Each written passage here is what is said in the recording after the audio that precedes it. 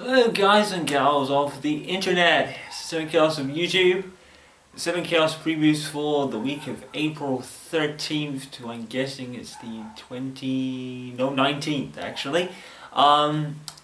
It's a big one this week. Mortal Kombat X or 10 or whatever you want to call it is out this week, and this is going to be a rare occasion because I think this is going to be the first time I've ever done this, because back in even my 360 days, but going back to even my PlayStation 2 days and PlayStation 1 games like that, I've never really had multiple consoles, at least multiple consoles that have the same game, because back then obviously, you know, the N64 and the Sega Genesis had totally different games, the PlayStation had totally different games to the Sega CD, the PlayStation 2 had totally different games to the Xbox or something. I think it was the PlayStation 2 and the Xbox, my apologies, that actually started to have cross-platform games, as it were. So I believe this is going to be the first time ever I'm actually going to be buying Mortal Kombat X for both the PlayStation 4 and Xbox One. I originally was going to get it for just the Xbox One because, as you know, I have played a lot of Killer Instinct since the Xbox One came out, and I'm pretty much suited to that controller. I'm kind of worried that when I start playing Mortal Kombat X on the Xbox One, I'm going to try and play it like Killer Instinct or go to the shadow mode. It doesn't work. I'm kind of worried about that, but that shouldn't be a problem.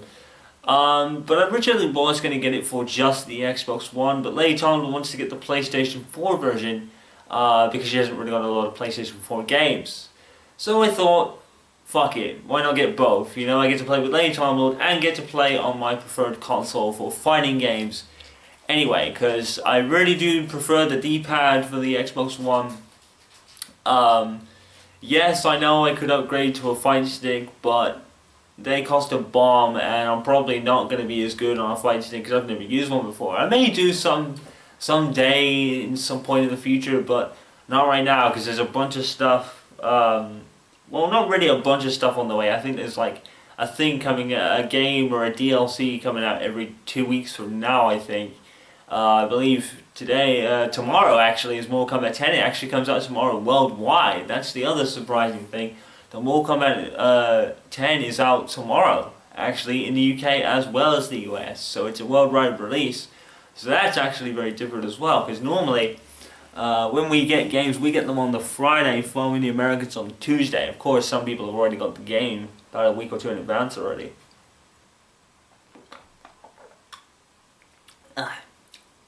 Lovely. Excuse me, sorry about that. It's getting a bit dry. Yeah, so as you know, a lot of people have already got the game in advance already.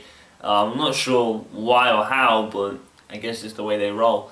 But yeah, officially released worldwide on April 14th. So that's actually really unusual. We don't normally get this sort of thing unless it's a Call of Duty or a Halo or anything like that. You know, one of the big AAA titles that come out towards the end of the year. We don't normally get this. So Mortal Kombat X is out worldwide tomorrow, and I of course will be playing and starting the story mode playthrough tomorrow on YouTube. This is going to be the only video for the day because I've uploaded a bunch over the last few days.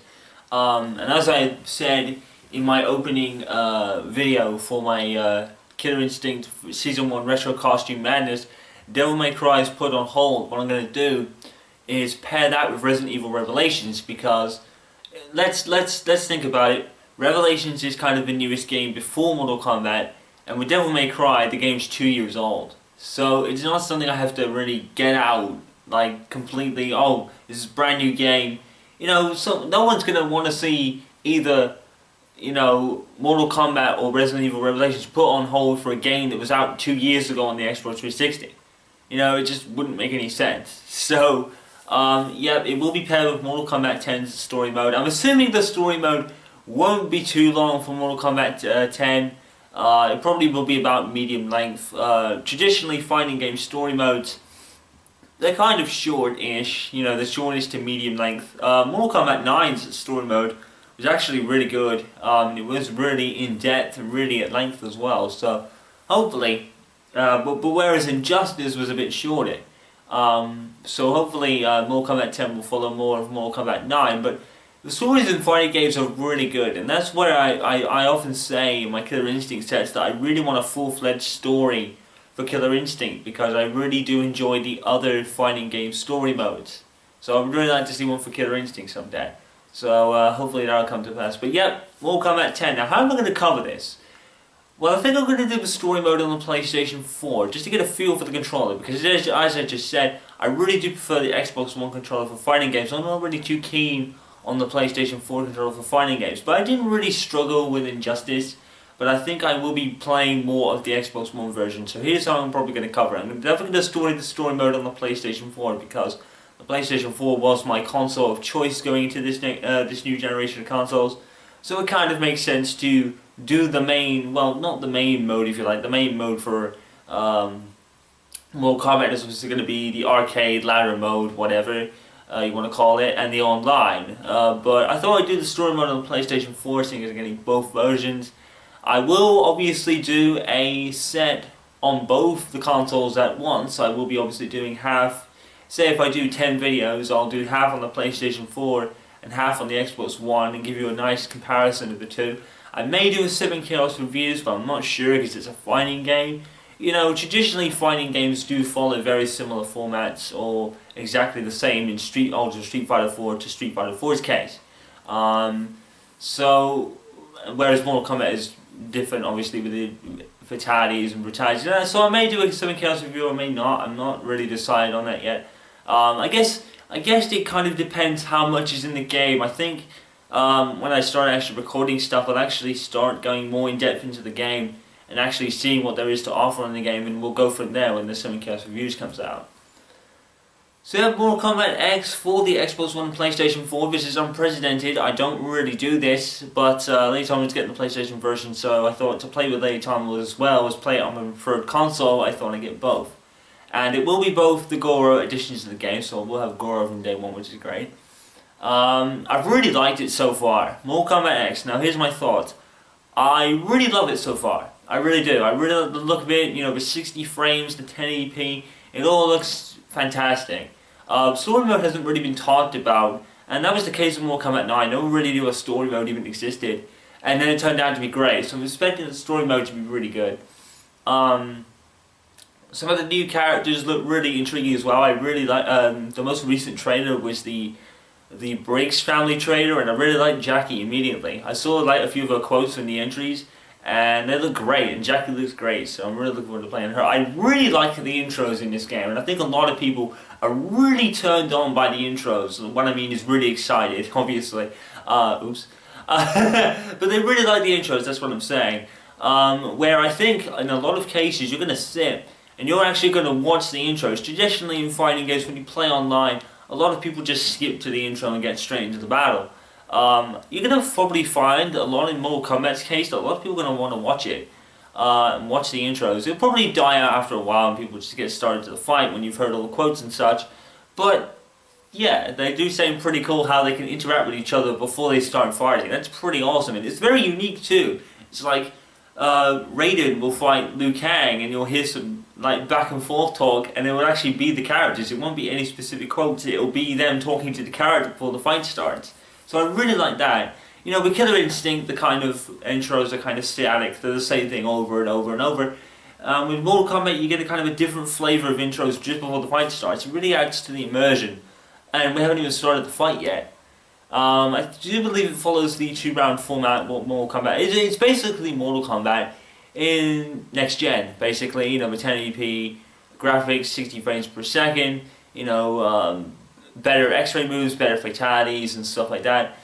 You know, so it's basically Mortal Kombat for the PlayStation 4 and Xbox One. Basically, you're gonna get the classic Mortal Kombat blood and guts and everything, and the X-ray moves. It's gonna be sick, obviously. I don't forget the quitalities that they've added. Oh yes, that was really funny. I completely forgot about that. Apparently when you go online and you get this, you get the quitter, you get a rage quitter, it goes quitality. That's freaking awesome. I completely forgot about that. That was, that was awesome actually. That's a nice little thing they put there. It didn't like lower the rank of the opposing player or anything, but it's kind of a funny thing, you know, when you get a rage quitter and their head comes off. It's completely hilarious. So yeah, Mortal Kombat's gonna be great. Can't wait for that. This is the one I've been waiting for so far this year, basically. I would have said that about Bloodborne, but we haven't been able to play it because we haven't got the strategy guide yet. And there's no way I'm going to Bloodborne without a strategy guide. I'm sorry. I don't normally do that with Bloodborne. I know it's gonna be insanely hard. So, you know, just get a strategy guide. I wasn't planning on playing through the game anyway. So, you know, I'm free to get a strategy guide and cheat my way through the game. We haven't even been able to start it yet because it's not come out. So yeah, I think that's pretty much it. Just more Kombat 10 this week. Pretty much with Resident Evil Revelations, with that playthrough continuing. I have completed the game. I've completed the main story of the game. I did that, I think it was last week. And I also completed the Order 8886, as you know, but I never did a 7 Chaos reviews for the games. I don't know why. I think with the Order 8886, I kind of talked about it at length anyway. Just didn't give it a score. And Revelations, I haven't really finished, but apparently the side modes are the side stories are kind of meh, and the raid mode is exactly the same for Revelations 1. You know, there's not really much difference. Really, it's not something everyone wants to delve into, and really, not a lot of people are playing the raid mode at this point because when to be fair, I actually bought the disc of Resident Evil Revelations 2. Everyone had already played the game by the time I got the disc, so yeah, there wasn't really much point going into raid mode. So what I'm going to do for the second half of this video a little bit is kind of review it in mini terms. So let's start with the Order 8886. Let's get these 7 Chaos reviews out of the way right now. Let's do them because I don't have the cases. I do have Resident Evil 2, Revelations 2's case, but I'm trading them all in tomorrow, obviously for Mortal Kombat X. So, so here's the order in a snippet. The story mode is meh. I didn't really enjoy the story that much. You guys know that from what I said. The gameplay is very Gears of War-esque, you know, with the gunplay and the cover system. And you know, like my feelings on the cover system, when you get behind a low cover, it zooms in on guy head's head, you don't know where you're shooting at. The graphics are absolutely stunning, the presentation is stunning, you know, it really was the game to showcase the true power of the PlayStation 4. And I think if that is where we're at now, goodness knows what Uncharted 4 is going to look like when that comes out. So I think I heard that was delayed till next year. Fuck. Actually, I think I heard that was delayed till next year, so I'm fucking pissed. But hopefully that paves the way for an Uncharted remastered. That would be great. A little Nathan Drake collection. That would be cool. Fingers crossed. Because I'd really like to go into those games, because I had finished Uncharted 1 and got halfway through Uncharted 2, but never played Uncharted 3, so hopefully that will be the case. Hopefully Uncharted remaster will come out. I mean, they did The Last of Us remastered, so why not Uncharted? You know? So there we go. But yeah, the story was meh. The gameplay was very Gears of War-esque, which I actually liked, except for the cover system getting behind a low cover. There was even a stealth segment. But it's very run-of-the-mill, you know, there's nothing really enthralling here. You know, you've kind of already done most of this in other games. But it was better than Killzone Shadowfall. Killzone Shadowfall was dreadful. At least, well, it wasn't dreadful, but I just never completed the game. Whereas with the Order 8886 I did. So I've got to give that some credit.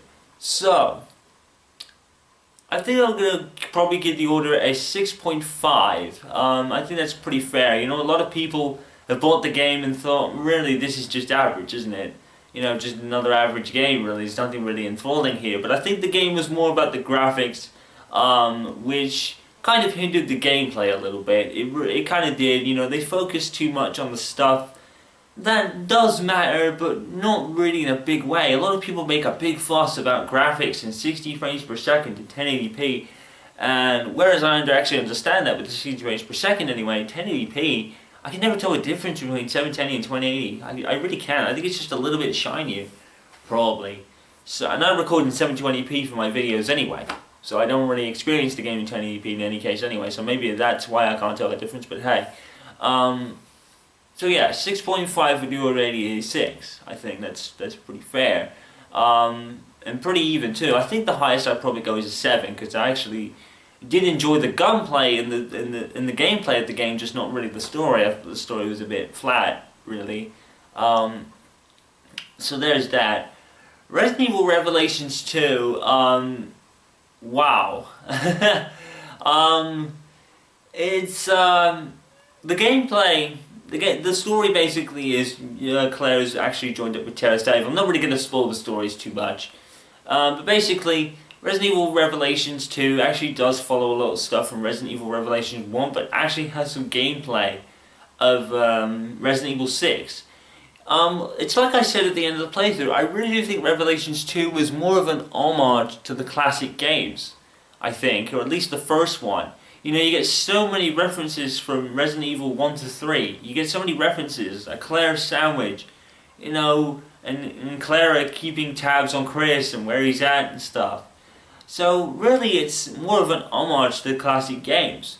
But here's the thing. You know, it does have the monsters and the survival horror kind of aspect is really there. You know, and you're fighting big monstrosities in Resident Evil 6. You know, it's the best of both worlds, I would say Revelation 2 is. You know, it's got a similar control scheme. Some of the monsters reflect Resident Evil 6 more than Resident Evil 1. But you do get the Resident Evil 1, like, maybe in Barry's half of the first episode, you actually fight these zombie-like creatures. So it actually is a little bit like Resident Evil 1, in a sense. It's the best of both worlds, and the story was really enjoyable. My only thing is, why was it episodic? Because, and here's the thing, Resident Evil Revelations 2's disc was out the same week Resident Evil Revelations 2 Episode 4 had finished. It had come out on the Tuesday, Wednesday, Thursday, but disc is released on the Friday. Why? Why did you even make it episodic in the first place? It's a very strange design choice. And I mentioned something about that in my Life is Strange playthrough, as I'm starting to play through that. Games actually came over yesterday, and we actually started Life is Strange. I was very intrigued to see what he would think of the game. Unfortunately, he didn't stay long. So, obviously, I don't know whether to pick it up when he's next here or pick it up whenever. I probably won't be able to pick it up for a while because of Mortal Kombat X and such. And obviously doing Resident Evil Revelations 2, finishing that playthrough anyway. And Devil May Cry might eventually finish at some point. So, I think Resident Evil Revelations 2, in a nutshell, is the best of both worlds. Revelations 1 didn't really have a lot of co-op. Resident Evil 2, Revelations 2 has more co-op, but it's split screen. I think that's kind of annoying in a way, but you know, the partner characters aren't really that useful. Neither of them use guns, so you know, they got different gameplay styles to the main characters, like Barry / Claire. So, I would say Resident Evil Revelations 2 was actually maybe a 7.5 or an 8, actually, because I really did enjoy it. The only real thing I have with the game, though, is number one being the game episodic. I really didn't think it needed to be episodic, in my opinion, because it's a Resident Evil game. A Resident Evil game is episodic. It just doesn't make sense. I can get Capcom maybe thinking outside the box, but at the end of the day, it's like, no, it just doesn't make any sense, really. And the other thing is, and I mentioned this a lot in my rage fits of the playthrough, especially towards the end, it wasn't rage fits, but you know, kind of angry stuff happened, where it seems to me that the game is telling you to preserve ammo, but not giving you any chance to do that by throwing 20 enemies in your face. You know, it wasn't really overwhelming like Killzone Shadowfall, it was doable, but you know, why is the game being half about preserving ammo, but then throwing 20 enemies in my face and some big dude with them as well? You know, it kind of made no sense. So I think Resident Evil Revelations 2 is actually a good game. It does kind of raise the question of why the Revelations side story is more survival horror than the classic, like the mainstream Resident Evil series at this point. You know, the Resident Evil mainstream series of Resident Evil 6, a lot of people were ticked off because it was so action orientated and less about the survival horror aspect, which made Resident Evil so popular in the old days, you know, with the classic games 1 to 3. And maybe even in case 4, you know, and then Revelations comes out after Resident Evil 5 and is like so much more like the classic game. Resident Evil 6 comes out and people like up in arms, like why the hell is this so action based when Capcom can easily go back to the roots in their Revelations storyline?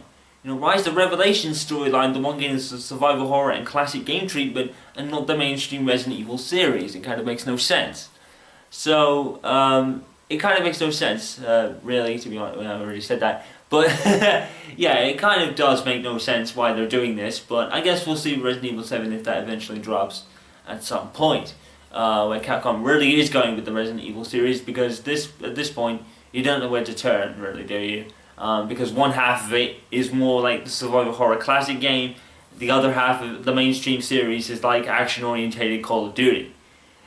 You know, so it's really hard to tell where Capcom is really wanting to go with the series. If they put more emphasis on the classic games in Resident Evil 7, then one of the mainstream games, then you're going the right direction. You're going to win the fans back with that game. That's the game people want to see return to the classic genre, survival horror and all that stuff. I personally really don't really care because I love Resident Evil 6 anyway. You know, I don't really care if it's in a different genre or anything like that, or taking a different turn. You know, I love the series regardless. You know, Capcom is so far away from like maybe the survival horror aspect in Resident Evil 5, but I didn't really care because I love Resident Evil 5 for what it was anyway. You know, it's great despite the loss of maybe the classic roots or whatever. So they make it, for me, they make it great even though it's not what it was really built on in the first place, sort of thing. And I still loved it. So that's just me. You know, I can see a game from all perspectives rather than just be like one of these guys that are understandably annoyed at the classic survival horror thing being taken out of the mainstream series for a while, but it kind of gnaws at me because people are like, oh, we really need this in the next game. It's like, dude, it's like, why? Why do you have to say that a game has to be a certain way? You know, yes, that's what it was built on, but it sort of can take a different turn at least for a while. I think the thing with Resident Evil 6 is this new turn has been going on for far too long, and now people are pissed. I think that's what's happened there. So yeah, and a 6.5 for the order 86, maybe even a 7 to be put at a push, and a 7.5 or an 8 for Resident Evil Revelations 2, because I really did enjoy that. Especially the ending. I thought the ending was great. So, and all the twists and turns were great as well. And I was glad that I played the disc because it would have been a long ass. Well, it wouldn't have been a long ass wait because they actually released the game this week. I'm waffling about random shit now. I'm gonna wrap this up. So that's it for 7 Chaos previews of Mortal Kombat X and the 7 Chaos reviews of both games I didn't do individually. That will be coming back hopefully with Mortal Kombat 10. I will be sitting down because I will be keeping the game for a while, so definitely have the case on me. But once I get into all the modes and do all that, then I will return to the classic format for the 7 Chaos Reviews series. Alright, I am running out of batteries, so I am going to sign off for this video. Sorry if it was insane length. What was this?